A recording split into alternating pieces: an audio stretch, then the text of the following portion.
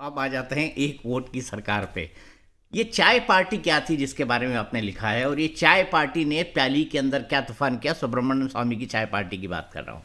दीपक जी, मैंने इस संस्मरण को उस समय के जो अखबारों में छपा था तमिलनाडु में, उसके हवाले से किया है। इसलिए मैं ये नहीं कह सकता कि कोई मेरे पास प्रत्यक्ष उसका प्रमाण है, लेकिन किसी ने उस समय भी इसको झुटलाया नहीं था और बाद में भी कभी झुटलाया नहीं कि वहाँ पर ये एक मीटिंग हुई थी, सुब्रमण्यम स्वामी के इनिशिएटिव पर हुई थी, और उसमें जयललिता भी थी। और उस समय की रिपोर्ट में तो ये भी था कि शायद सोनिया गांधी भी वहाँ गई सोनिया थी। गांधी थी वहाँ पे? हाँ, थी, और मैंने कवर की थी। हाँ, वो अशोका होटल में हुई थी। और उसमें फिर ये था कि कैसे मायावती को इसमें साथ लिया जाए। तो मैंने उस प्रकरण में लिखा है कि जो जयललिता की एक साथी शशिकला है, उनके जो पति थे वो कांशीराम के साथ किसी तरह से जुड़े हुए थे, शायद वो किसी प्रशासनिक सेवा में थे।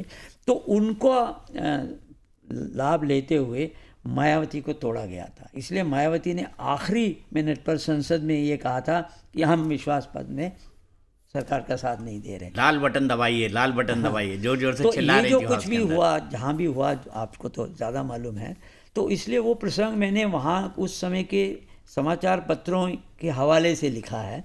तो इसलिए मैं उसके बारे में व्यक्तिगत तौर पर कुछ नहीं जानता, लेकिन मैंने जो लिखा है उसका खंडन भी किसी ने नहीं किया। आपने जो लिखा है वो बिल्कुल टू द पॉइंट है, वो बिल्कुल तार्किक है। लेकिन मैं आगे आना चाहता हूँ। जब एक वोट से सरकार गिरी, आप तो अटल जी के साथ थे, उनके इतने नज़दीकी सहयोगी थे, 24 घंटे में से कम 18 घंटे तो आपका इंटरेक्शन होता था या आप उनके आसपास रहते थे।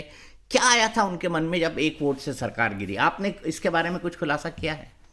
देखिए, जो उस समय हुआ उसका खुलासा किया है कि वो एक वोट में, एक तो जो गिरधर गोमांग थे वो कांग्रेस के उड़ीसा के मुख्यमंत्री बन के जा चुके थे, क्योंकि हमारे संविधान में ये प्रावधान है कि अगर कोई सांसद, लोकसभा का सदस्य मुख्यमंत्री बन के जाता है तो 6 महीने तक वो उसको त्यागपत्र देने का समय दिया जाता है। तो ये वही समय था। तो गिरधर गोमांग जी दिल्ली आकर लोकसभा में बैठते हैं और मतदान में हिस्सा लेते हैं और विश्वास मत के विरोध में वोट डालते हैं। एक तो वोट वो हो गया। दूसरा था कि सैफुद्दीन सोज नेशनल कॉन्फ्रेंस के नेता होते हुए भी उन्होंने विप के खिलाफ जाकर वोट दिया। तो ये 2 वोट, हालांकि मायावती के वोट को भी मानकर चला जा रहा था। जब जैसे आपने कहा आखिर मिनट पर उन्होंने खड़े होकर कहा कि लाल बटन दबाओ, तो ये जो उस समय ड्रामा हुआ, उसके तुरंत बाद अटल जी अपने कमरे में आए थे, संसद भवन के प्रधानमंत्री कार्यालय में, लेकिन विचलित नहीं हुए थे वो। उनको दुख तो ज़रूर था, क्योंकि ऐसा लगता था कि विश्वास मत हम जीत जाएंगे। लेकिन ये 2 जो बातें हुई, एक तो सबसे पहले मायावती वाला हुआ और 2 ये वोट का भी हुआ। तो अब ये मैंने जैसे कहा कि कई चुनौतियों का उन्होंने सामना किया, उनमें से एक ये भी थी, उसमें से भी उभर कर निकले। अब वरना आप सोचिए कि एक वोट से हारी हुई सरकार हो और विपक्ष के पास पूरा बलदल हो और वो सरकार ना बन सके, उसके बाद आप केयरटेकर चलते जाइए, इस बीच में कारगिल हो जाए, आप उससे भी निपटिए और जनता उसके बाद आपका समर्थन करे, आपको और ज़्यादा बहुमत से जितवाए। तो शायद विधि का यही विधान था। विधि का विधान तो था, लेकिन मुझे ये भी बताइए कि जब एक वोट वाली सरकार गिरी, उसके बाद ऑल्टरनेट सरकार बनाने की क्या क्या कोशिशें हुई, इसके बारे में आपने ज़रूर लिखा है। मैंने लिखा है और उसमें मुझे लगता है मैंने थोड़ा रिस्की काम भी किया है, क्योंकि जितने भी उस समय के सारे पात्र थे वो आज भी हैं।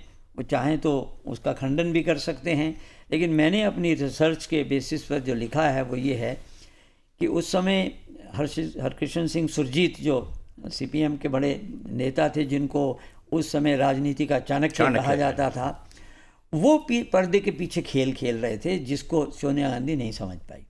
एक तरफ तो वाजपेयी सरकार गिरानी चाहिए, बिल्कुल ठीक बात है, फिर आपके समर्थन में हम लोग जुटा लाएंगे और आपकी सरकार बनेगी, ये तक भी ठीक था।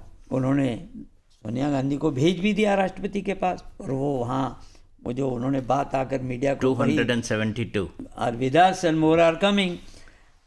लेकिन पर्दे के पीछे सुरजीत क्या खेल खेल रहे थे ये उनको नहीं मालूम था। उधर दूसरी तरफ वो मुलायम सिंह यादव को ये कह रहे थे कि आप विदेशी मूल के नाम पर कहिए सोनिया गांधी मुझे मंजूर नहीं है, और वो चले गए, राष्ट्रपति को भी बोला है, शायद उनके साथ उस समय आरएसपी और फॉरवर्ड ब्लॉक के लोग भी गए। बिल्कुल बिल्कुल। ये भी सोनिया गांधी की समझ में आ सकता है, लेकिन ये सब करवाया जा रहा है। पहले मुझे तैयार किया जा रहा है कि कांग्रेस पार्टी सरकार अगर गिराती है तो कांग्रेस की सरकार बन जाएगी, आप ही प्रधानमंत्री बनेंगी। दूसरी तरफ आप उनको कह रहे हो कि इनको बनने मत दो। तो मैंने जो निष्कर्ष निकाला है कि हरकृष्ण सिंह सुरजीत चाहते ही नहीं थे सोनिया गांधी प्रधानमंत्री बने। उनके गेम प्लान में ज्योति बासु को प्रधानमंत्री बनाना था, और ज्योति बासु, ये जो बात मैंने आगे लिखी है कि ज्योति बासु के बाद भी उनके पास प्लान बी था, क्योंकि कभी कभी कम्युनिस्ट पार्टी सीपीएम की सेंट्रल कमेटी जो है वो मना कर देती है, किया भी था उन्होंने कि हम ज्योति बासु को नहीं भी बनने देंगे। तो उनके प्लान बी में अल्टीमेट उनके जो क्या बोलेंगे उसको ट्रम्प कार्ड थे, वो थे उस समय के राष्ट्रपति के.आर. नारायणन। और के.आर. नारायणन ने ये पहले भी और बाद में भी ये भी कहा था कि मैं एक ही शर्त पर, राष्ट्रपति वाली बात छोड़ दें, वो प्रधानमंत्री भी बनने के लिए तैयार हो गए थे, और ये सब गेम प्लान का हिस्सा था। अब सोनिया गांधी को ये बात कि उनके साथ विश्वासघात हुआ है, ये बात बहुत बाद में समझ आई, जब ये सब चीज़ें खुल गई। तो क्या पहले से व्यवस्था नहीं थी कि विदेशी मूल के प्रधानमंत्री, आपने कैसे भड़का दिया मुलायम सिंह यादव का? और इसका खुलासा मैंने पुस्तक में इंद्र कुमार गुजराल की पुस्तक से भी लिया है। उन्होंने अपनी पुस्तक में लिखा है, साफ लिखा है कि मैंने सोनिया गांधी को आगाह किया था कि सोनिया जी इन लोगों के झांसे में मत आइए, ये आपके सगे नहीं हैं। लेकिन उस समय जो माहौल था उसमें सोनिया गांधी जी चली गई राष्ट्रपति को मिलने। तो गुजराल ने भी इस बात को कहा है कि इस सब के पीछे जो षड्यंत्र था वो सोनिया जी को प्रधानमंत्री नहीं बनने देने का था।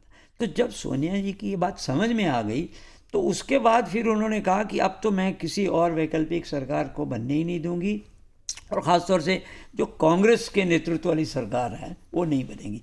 उसके चलते ही वैकल्पिक सरकार नहीं बन पाई, केयरटेकर सरकार चली, और बाद में कारगिल जीत के बाद अटल जी फिर से प्रधानमंत्री बने। करगिल, आप कैसे याद किया है आपने करगिल को इस पुस्तक के अंदर? क्योंकि करगिल जो है भारत के पीठ पर भोंका गया पाकिस्तान का अब तक का सबसे बड़ा छोरा था। बिल्कुल था। मैंने तो इसलिए पहले भी कहा कि एक आप विश्वास लेकर जब पड़ोसी देश के यहाँ जाते हैं और खुद जाते हैं बस में बैठकर, और पीछे से ये सब साजिश हो रही है जिसकी शायद वो तो कहते थे नवाज शरीफ की मुझे भनक नहीं थी, लेकिन मान भी लिया जाए।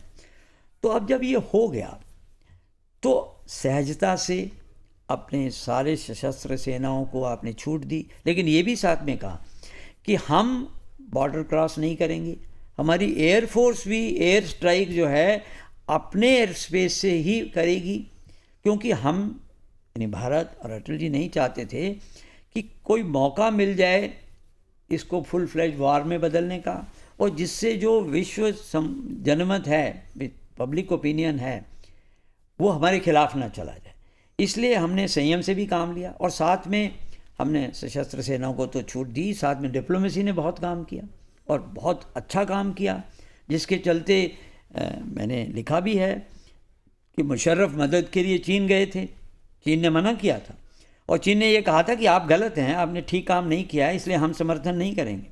और फिर जब बिल क्लिंटन बुलाते हैं दोनों को, तो अटल जी ने कहा हम किस लिए आए, जो एग्रेसर है। तो नवाज शरीफ गए थे और वहाँ पर उनको कहा गया कि आपको हटना है, और वो हटे। तो हमने कूटनीतिक भी जीत हासिल की और लड़ाई भी हासिल की, सैन्य जीत भी हासिल की। तो यही, ऐसे नहीं है भारत की जनता कि इसी जीत के बाद ही विश्वास और बड़ा और ज़्यादा सीटें आई भारतीय जनता पार्टी।